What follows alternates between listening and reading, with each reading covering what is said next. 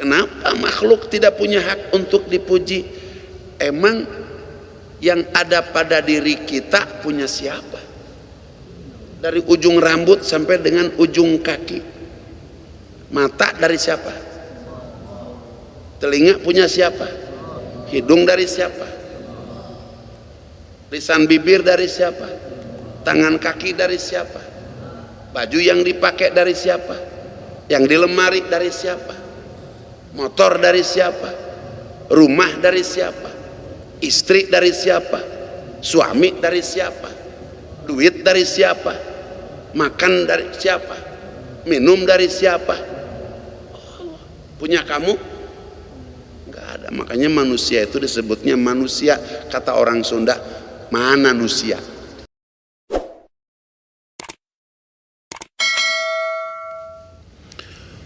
Assalamualaikum warahmatullahi wabarakatuh.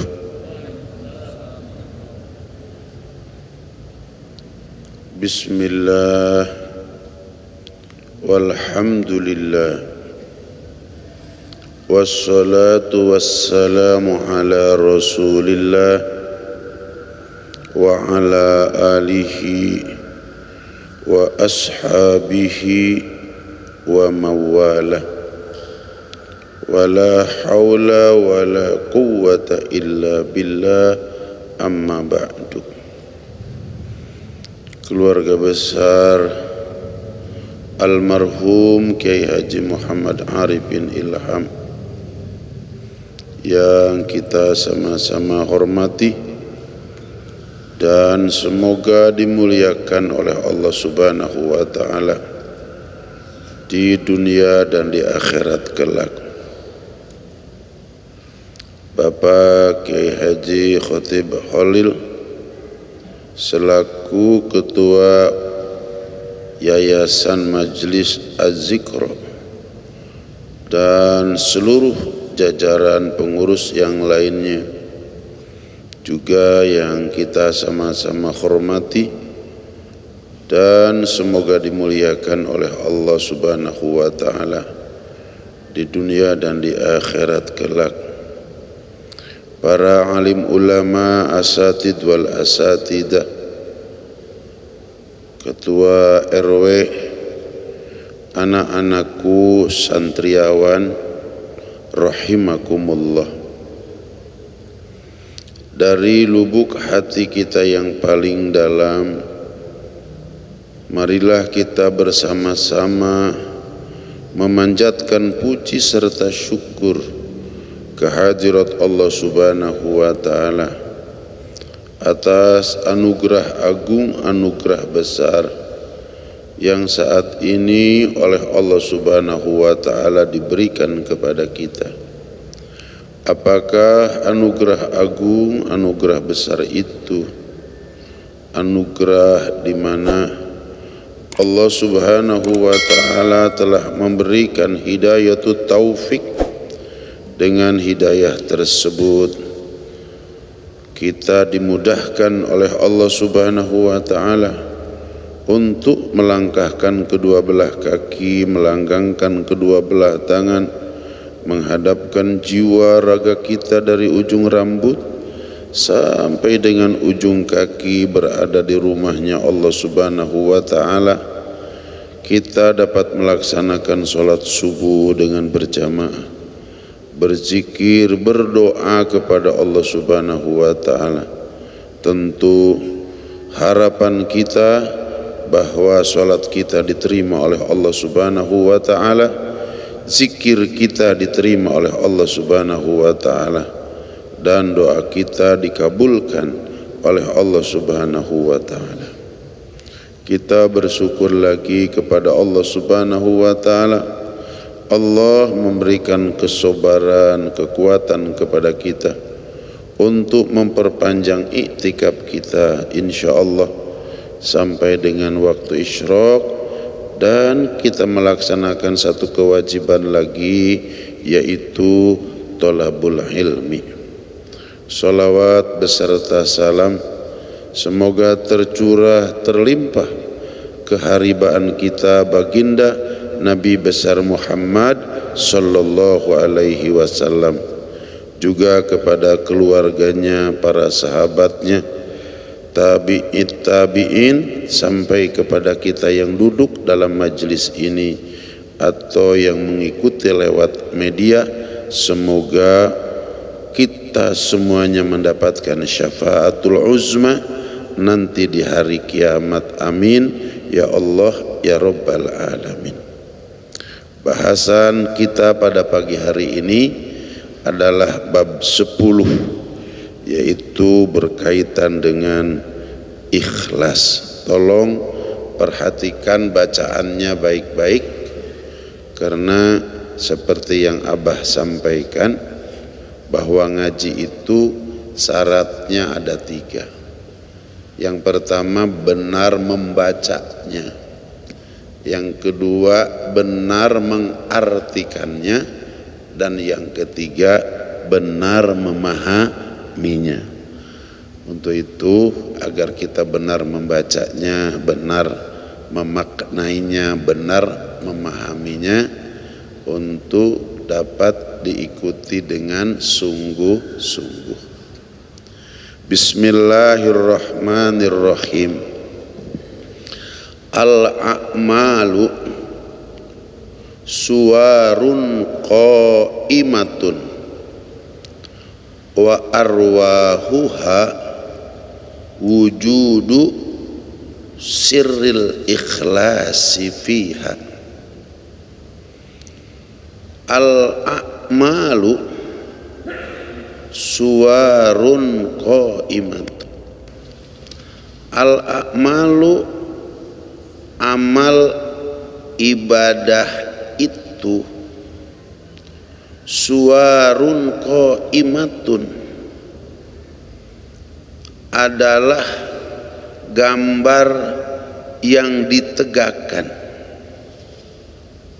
Wa arwahuha, dan ruhnya amal,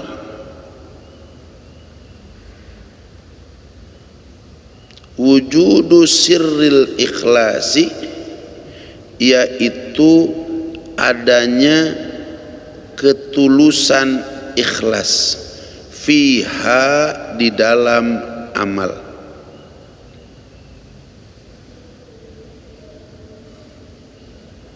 Hadirin kaum muslimin wal hadirat kaum muslimat rahimakumullah. Syekh Ibnu Athaillah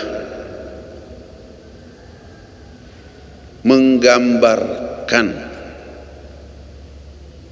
antara amal ibadah dengan ikhlas itu, bahwa amal itu umpama gambar yang ditegakkan, foto yang ditegakkan, seperti menegakkan foto harimau, mendudukan foto harimau atau gambar harimau. Bisa dibayangkan ada gambar harimau?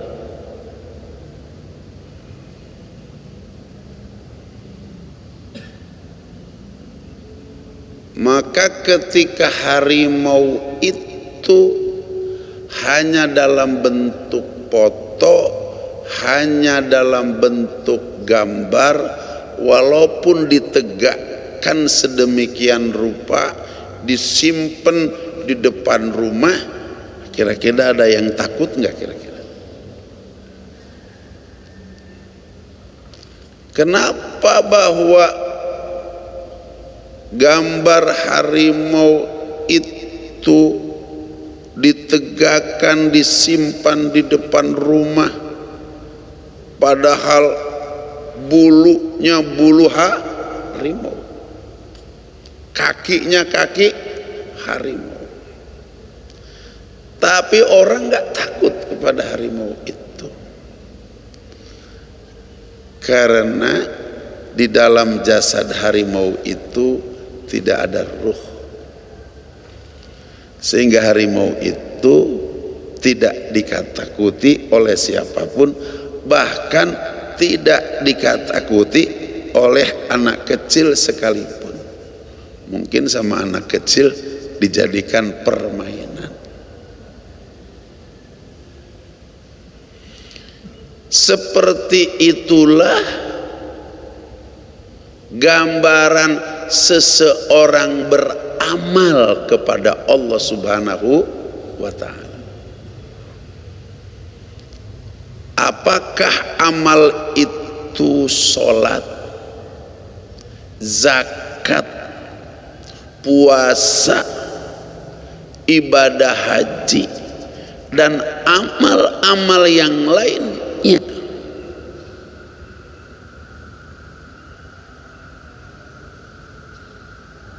Bila tidak ada ruh di dalam amal itu, maka amal itu akan seperti gambar harimau.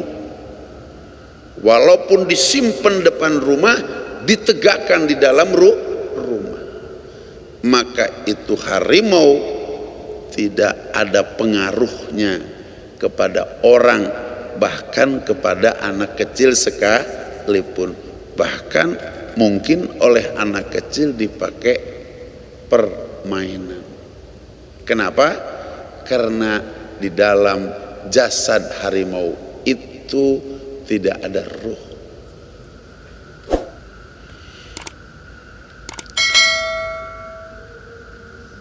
Hafal ketepel?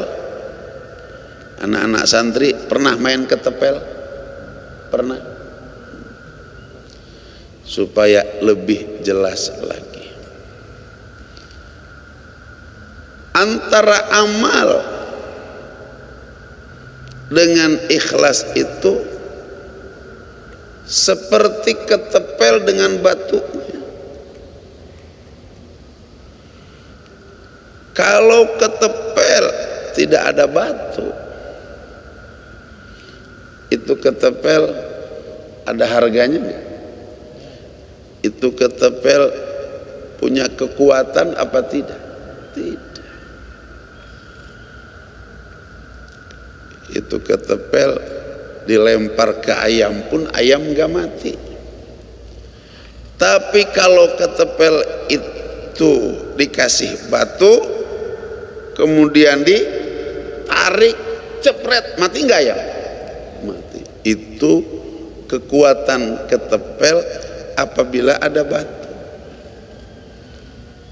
Demikian hadirin kaum muslimin wal hadirat kaum muslimat, ketika kita beramal, kalau di dalam amal-amal kita itu tidak ada ruhnya, maka seperti harimau hanya dalam bentuk gambar. Seperti ketepel tidak ada batunya, tidak memiliki kekuatan apa-apa.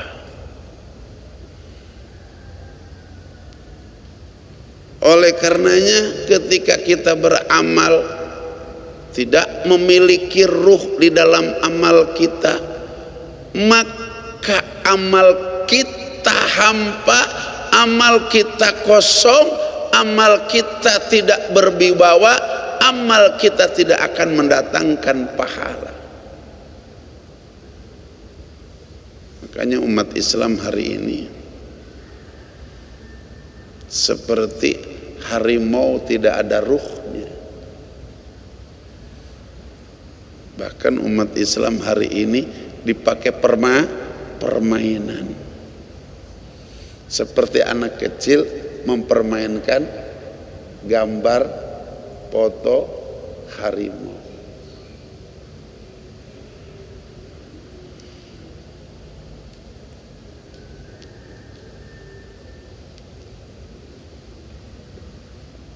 Wa arwahuha wujudu sirril ikhlasi fiha.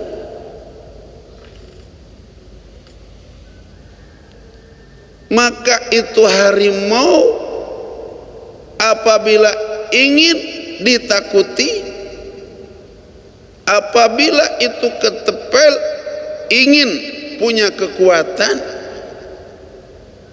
maka harus punya ruh. Harimau harus punya ruh, ketepel harus punya batu.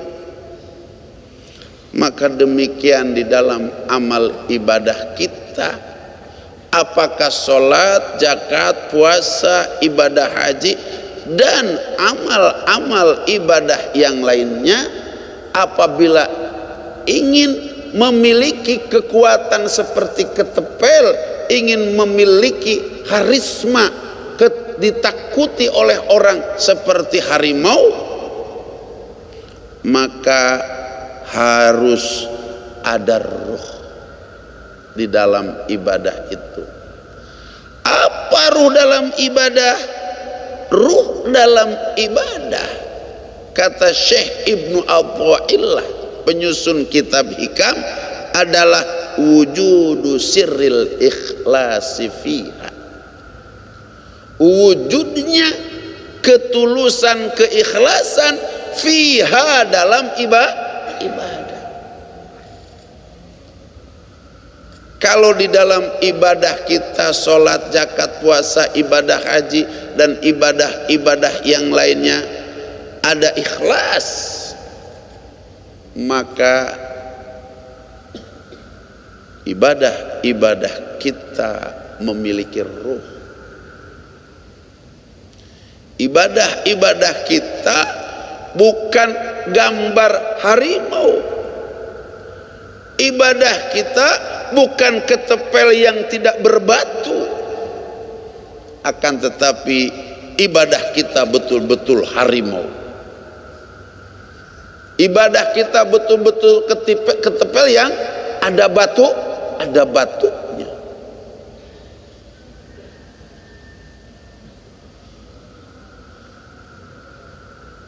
Untuk itu kita wajib di dalam beribadah kepada Allah Subhanahu wa ta'ala mendatangkan keikhlasan. Apakah ikhlas itu? Ini yang menjadi persoalan. Ikhlas itu semata-mata karena Allah, tidak karena ghairullah, tidak karena selain Allah. Beribadah untuk semata-mata karena Allah, seseorang tidak mungkin dapat beribadah karena Allah, semata-mata karena Allah. Apa yang disebut dengan ikhlas? Kalau kita tidak mengenal yang kita ibadahi, yaitu siapa Allah itu.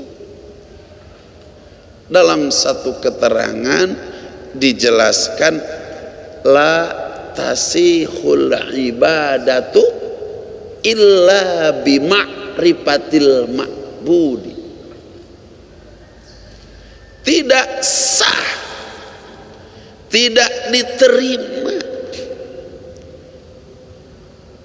ibadah kepada Allah Subhanahu wa ta'ala kecuali yang ibadah itu kena kepada Allah. Bagaimana seseorang bisa ikhlas karena Allah kalau kepada Allah itu sendiri kita tidak kenal?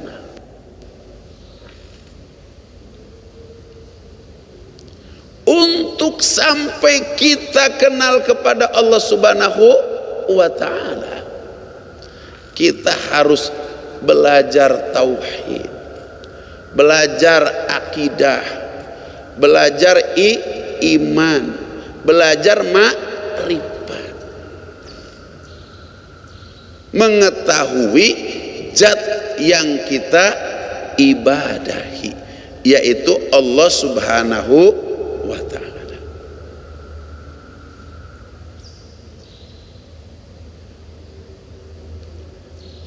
untuk mengetahui kepada zat yang kita ibadahi. Imam Ghazali menyampaikan di dalam kitab Ihya Ulumuddin bahwa di alam dunia ini ilmu itu hanya ada 3. Ada berapa? Ilmu itu hanya ada 3.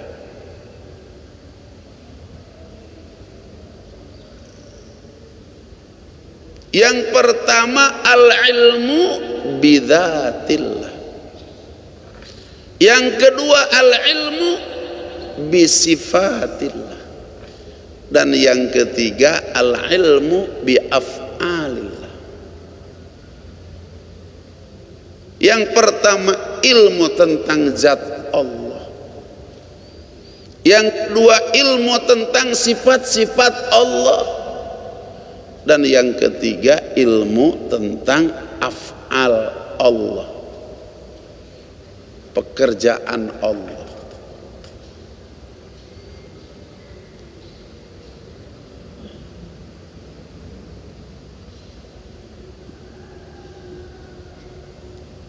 Kalau ada orang tidak mempelajari al-ilmu bizatillah, al-ilmu bisifatillah, al-ilmu biaf'alillah, pastikan bahwa orang itu akan mengklaim bahwa ilmu itu adalah miliknya. Padahal tidak ada ilmu di dunia ini kecuali ilmunya Allah Subhanahu wa ta'ala. Tidak ada ilmu satu huruf pun di dunia ini kecuali ilmunya Allah.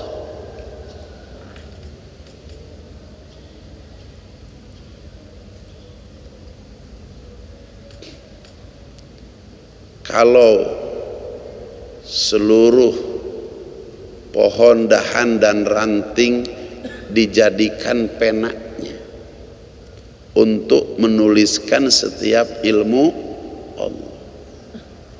Setiap daun-daun yang ada di dunia, yang pernah ada, sedang ada, akan ada, itu semua daun dijadikan lembaran kertasnya untuk menuliskan ilmu Allah. Dan air di lautan bisab'ati abkhurin, ditambah 7 kali lipat, dijadikan tintanya untuk menuliskan setiap ilmu Allah. Maka pohon, dahan dan ranting yang dijadikan penanya akan habis. Daun-daun yang dijadikan lembaran kertasnya akan habis. Air di lautan yang dilipat gandakan menjadi 7 kali lipat yang dijadikan tinta akan kering. Ilmu Allah tidak akan habis dituliskan. Sedangkan ilmu-ilmu yang diberikan kepada kita, Allah berfirman dalam Al-Quran, wa ma utitum minal ilmi illa qalila.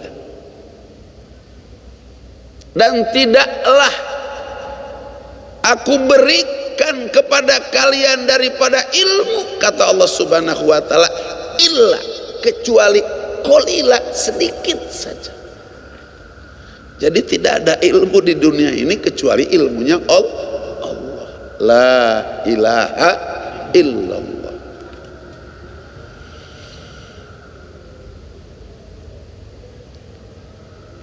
Yang pertama adalah al-ilmu bidzatillah, ilmu tentang zat Allah. Santriawan, anak-anakku sekalian, mungkin adik-adik pernah belajar di sekolah, pernah mengenal kata-kata zat, betul? Pernah mengenal? Kalau ada ulama, ada kiai, ada ustadz mengatakan bahwa zat Allah, jangan pernah menyamakan kata-kata zat yang disampaikan oleh ulama, oleh Ustaz untuk Allah sama dengan zat yang pernah kita pelajari di sekolah. Karena zat yang pernah kita pelajari di sekolah, yang dimaksud dengan zat itu adalah benda padat, benda cair, betul? Yang benda padat dan benda cair itu butuh tempat. Sedangkan zat Allah tidak butuh tempat. Jadi jangan pernah menyamakan antara zat Allah Subhanahu wa taala dengan zat yang pernah kita temukan di sekolah. Jadi ketika ulama, kiai, ustadz mengatakan zat Allah adalah ini kata-kata zat khusus hanya untuk Allah Subhanahu wa taala. Makanya di dalam sifat 20 itu wujud, kidam, bako, mukhalafatul lil hawadisi, qiyamuhu binafsihi, wahdaniyat, kudrot, irodat, ilmu, hayat, sama, basor, kalam, qadiron, muridan, aliman, hayan, samian, basiron, mutakaliman yang ke-20. Yang 20 sifat itu dibagi kepada 4 bagian. Tolong perhatikan baik-baik, kita sedang mengenal zat Allah. Al ilmu bizatil. Yang pertama adalah yang disebut dengan sifat nafsiyah. Yang kedua yang disebut dengan salabiyah, yang ketiga yang disebut dengan ma'ani, dan yang keempat yang disebut dengan maknawiyah. Nafsiyah jumlahnya ada 1, hanya sifat wujud saja. Salabiyah jumlahnya ada 5, kidam, bako, mukhalafatul lil hawadisi, qiyamuhu binafsihi, dan yang kelima wahdaniyah. Ma'ani jumlahnya ada 7, kudrot, irodat, ilmu, hayat, sama, basor, kalam. Ma'nawiyah jumlahnya ada 7, qadiron, muridan, aliman, hayan, samian, basiron, mutakalim. Harus hafal. Kalau enggak hafal mustahil kita dapat mengenal Allah Subhanahu wa ta'ala. Bagian yang pertama disebutnya nafsiyah. Sifat nafsiyah itu hanya ada 1, yaitu wujud.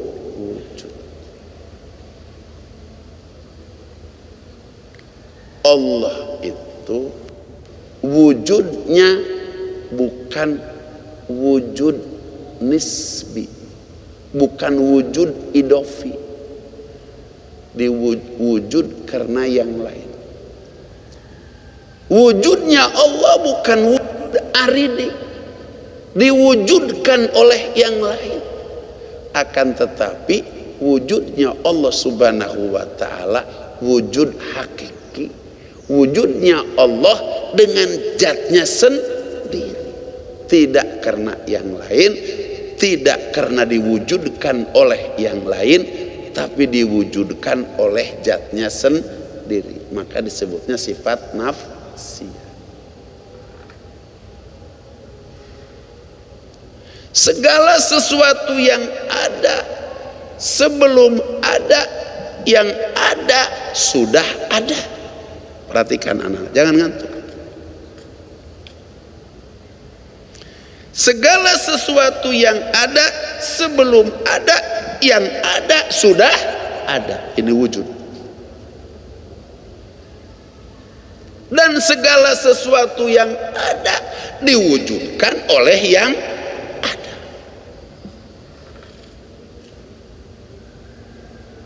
Besok segala sesuatu yang ada tiada, karena ditiadakan oleh yang ada. Yang ada walaupun semuanya tidak ada, tetap ada. Sebelum ada kata-kata ada, yang ada itu sudah ada. Besok kata tiada, kata ada itu tiada, yang ada tetap ada. La ilaha illallah, la maujuda illallah. Mulai kenal, mulai kenal. Ya Allah ya Karim. Di dalam surat Al-Fatihah ayat yang kedua setelah Bismillahirrahmanirrahim berbunyi Alhamdulillahi Rabbil Alamin. Ini kita sedang menggiring agar amal ibadah kita ada ruhnya yang disebut dengan ikhlas. Ikhlas itu karena Allah, kita sedang mengenal siapa yang harus kita ikhlasi itu, siapa Allah itu. Alhamdulillah segala puji. Hamdun itu mufrad karena ada al dalam keterangan kullu labdin al mu'arrafu bi adati ta'rif fahuwa labzun am. Setiap mufrad kemudian ada al ma'rifat, maka jadi alhamdulillah. Maka tadinya makna mufrad menjadi makna jamak. Alhamdulillah semua puji, alhamdulillah segala puji. Jadi banyak puji. Banyaknya ada berapa? Konkretnya banyak puji itu ada. Yang pertama puji kodim alal kodim. Jadi kita sedang membahas alhamdulillah. Jadi pulang dari sini kita tahu alhamdulillah itu maknanya dan pemahamannya. Yang kedua puji kodim alal hadis. Yang ketiga puji hadis alal kodim. Dan yang keempat puji hadis alal hadis. Ini santri harus hafal semuanya. Apa puji kodim alal kodim itu? Puji kodim alal kodim, Allah sedang memuji zatnya sendiri. Memang ada Allah memuji zatnya sendiri? Ada. Seperti Allah ketika nanti di hari kiamat, di mana dikumpulkan seluruh umat manusia dari Adam alaihissalam sampai dengan manusia yang terakhir lahir nanti. Di sana ada para presiden, ada para perdana menteri, ada para raja-raja, ada para kaisar. Kemudian Allah subhanahu wa ta'ala berfirman, untuk adik-adik hafid pasti pernah ayatnya dibaca, limanil mulkul yaum.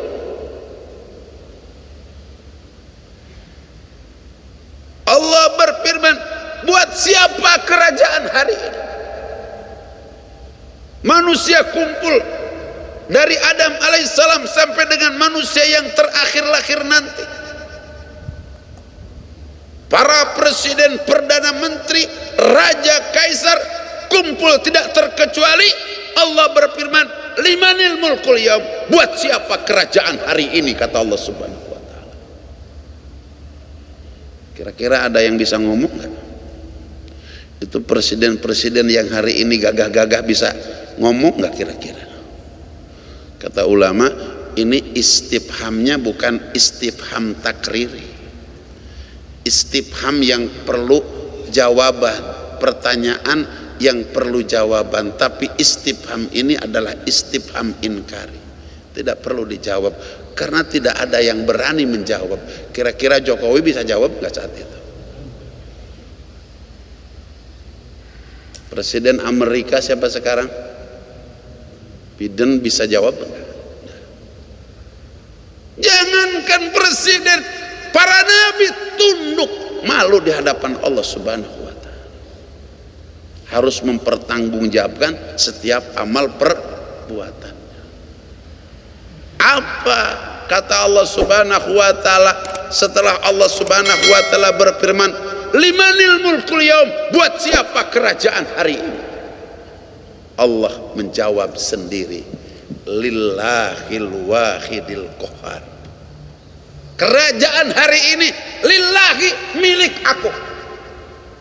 Al-Wahid yang esa, Al-Qahar yang gagah.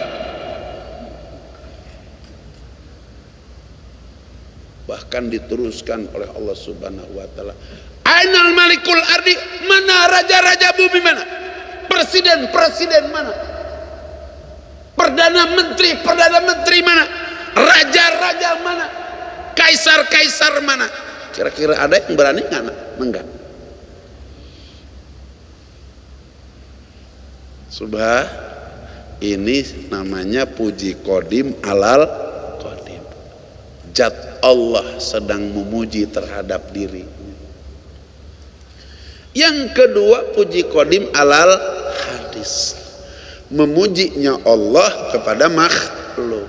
Seperti Allah mengulang-ulang pujiannya kepada Nabi kita Muhammad sallallahu alaihi wasallam, wa ma arsalnaka illa rahmatan lil alamin. Ini puji qadim alal hadis, memujinya Allah kepada makhluk. Tidak aku utus engkau Muhammad kecuali rahmat bagi seluruh alam. Bahkan lebih jauh daripada itu, dibedakan antara Nabi kita Muhammad sallallahu alaihi wasallam dengan para nabi, para rasul sebelumnya. Wa ma arsalnaka illa kafatan linnas. Tidak aku utus engkau Muhammad kecuali untuk seluruh manusia, kulit putih, kulit hitam, untuk seluruh bangsa. Sedangkan para nabi, para rasul terdahulu hanya dikhususkan untuk kaum-kaum tertentu. Ini pujian Allah terhadap makhluknya, khusus kepada Nabi kita Muhammad SAW. Dan ada lagi pujian Allah kepada makhluk yang lain, seperti wa ilal ibili kaifa khuliqat. Bagaimana itu unta aku ciptakan sehingga unta bisa istiqomah. Sehingga ulama kalau ingin mencontohkan istiqomah itu kepada unta, karena yang bisa istiqomah itu unta, jalannya pelan tapi pasti satu saat sampai. Ini istiqomah namanya.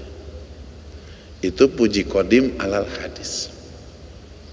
Yang ketiga, puji hadis alal qadim, memujinya makhluk kepada Allah. Seperti apa memujinya makhluk kepada Allah? Allah berfirman dalam Al-Quran, sabbaha lillahi ma fis samawati wa ma fil ard. Bertasbih mereka yang ada di langit dan mereka yang ada di bumi. Jadi yang rumahnya dekat kolam, dekat sawah, ketika mulai gelap itu kodok bunyi enggak? Krong kreng kreng kreng kreng kreng kreng kreng. Jangan dibilang berisik, jangan dibilang berisik, sedang bertasbih kepada Allah. Kita tidak mengenal bahasa mereka. Seorang kasab mendengar longlongan anjing di tengah malam, bukan bukan, tapi dibuka telinganya, maka anjing tidak sedang menglonglong, tapi ternyata anjing sedang memuji Allah. Allah, Allah, Allah. Pantesan ketika ada longlongan anjing, itu tempat waktu diijabahnya Allah. Ternyata yang membuka pintu ijabah sehingga 7 pintu langit terbuka dengan longlongan anjing sedang memuji kepada Allah Subhanahu wa taala. Ini puji hadis alal qadim, memujinya makhluk kepada Allah. Termasuk kita tadi setelah sholat memuji Allah, subhanallah, alhamdulillah, la ilaha illallah, dan seterusnya. Yang terakhir, yang keempat, puji hadis alal hadis, memujinya makhluk kepada makhluk. Seperti Abah memuji kepada seluruh santri, subhanallah, datang dari jauh ingin menjadi seorang hafidh, seorang alim. Masya Allah, ini pujian Abah kepada santri, namanya puji hadis alal hadis. Atau pujian santri sama Abah, itu Abah udah 66 tahun masih ganteng juga ya. Gitu. Ini namanya puji hadis alal hadis. Abah tuh masih keren loh. Nah, ini puji hadis alal hadis. Keren kan? Tapi kalian lebih keren dari Abah. Gitu. Ini puji hadis alal hadis. Perhatikan, Abah ingin simpulkan, apakah puji qadim alal qadim? Allah memuji kepada zatnya sendiri. Apakah puji qadim alal hadis di mana Allah memuji makhluknya? Apakah puji hadis alal qadim makhluk memuji zat Allah subhanahu wa ta'ala? Dan yang keempat, puji makhluk kepada makhluk lillahi. Itu yang empat, semuanya adalah milik Allah. Tidak ada makhluk yang memiliki hak untuk dipuji walaupun hanya sebesar debu. Semua puji milik, karena yang ada, lam yang ada pada lafaz Allah lillahi, itu lamnya lil milki, milik. Kenapa makhluk tidak punya hak untuk dipuji? Emang yang ada pada diri kita punya siapa? Dari ujung rambut sampai dengan ujung kaki. Mata dari siapa? Telinga punya siapa? Hidung dari siapa? Lisan bibir dari siapa? Tangan kaki dari siapa? Baju yang dipakai dari siapa? Yang di lemari dari siapa? Motor dari siapa? Rumah dari siapa? Istri dari siapa? Suami dari siapa? Duit dari siapa? Makan dari siapa?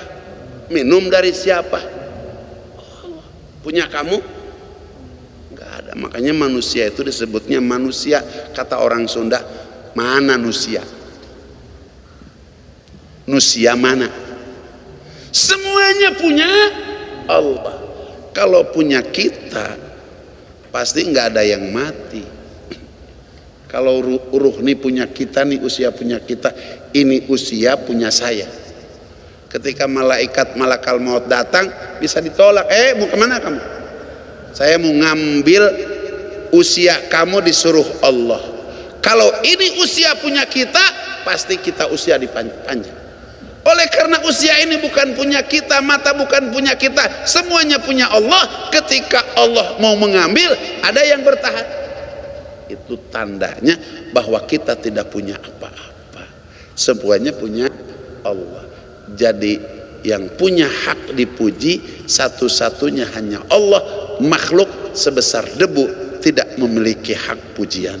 Yang memiliki hak pujian hanya Allah. Alhamdulillah Rabbil alamin. Alhamdulillah kita sudah tahu. Sekarang kita tahu Rabbil alamin. Pastikan kalau kita ketemu Rabb dalam Al-Quran maknanya 4. Al-Khaliq, As-Sahib, Al-Malik, Al-Hafiz. Al-Khaliq artinya pencipta, As-Sahib artinya pemilik, Al-Malik artinya raja, Al-Hafiz artinya pemelihara. Jadi Allah itu pencipta, pemilik, raja dan pemelihara.